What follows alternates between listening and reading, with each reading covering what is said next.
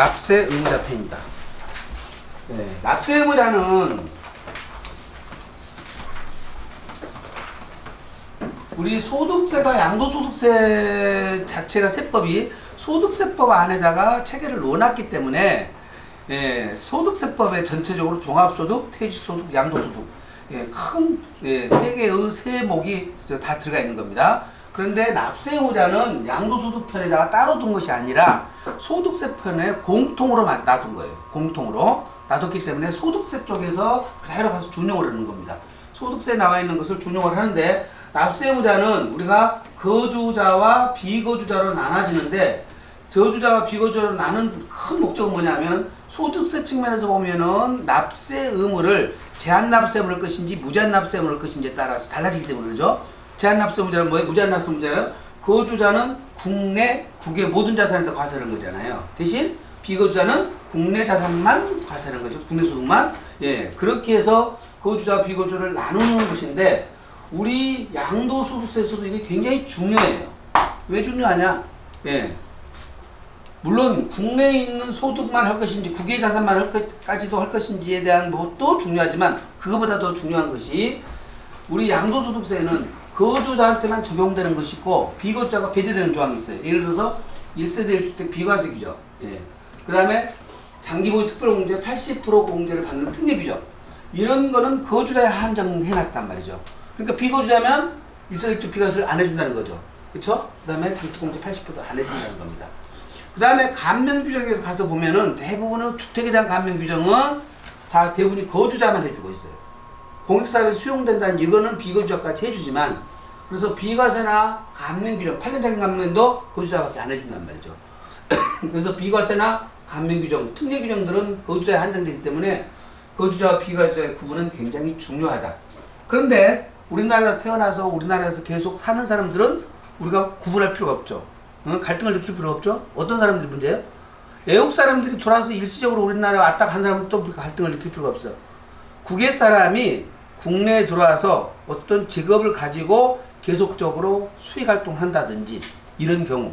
근데 이것도 그렇게 어려움이 없어요. 왜? 국내에 직업을 가져야 되니까 그 사람들 대부분이. 여기 장기 체류한다고 거주가 되지는 않잖아요.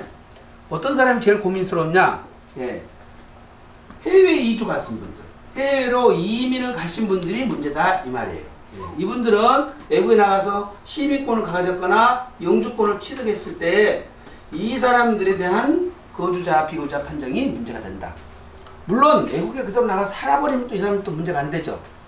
무슨 문제가 있어요?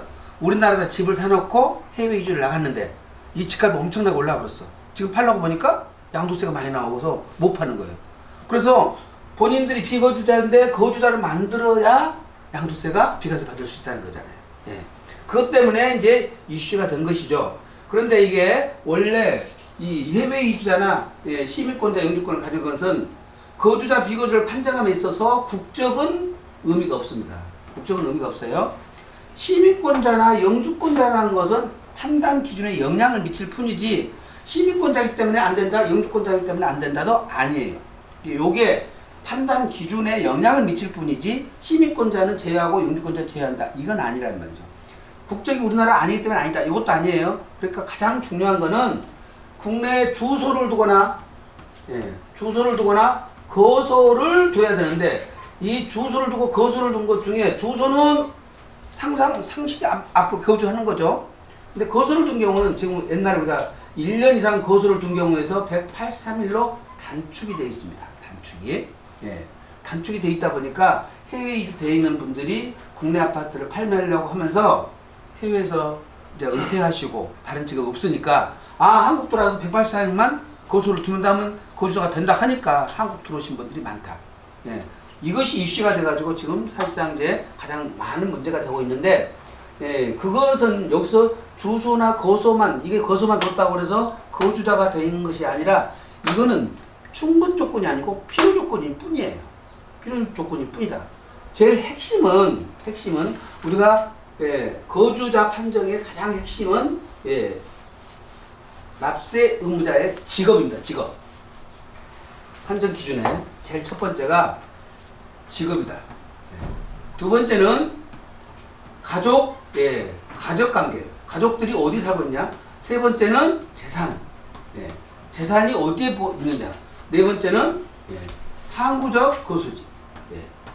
앞으로 장래 네가 어디서 평생 살려고 맘먹고 있냐. 예.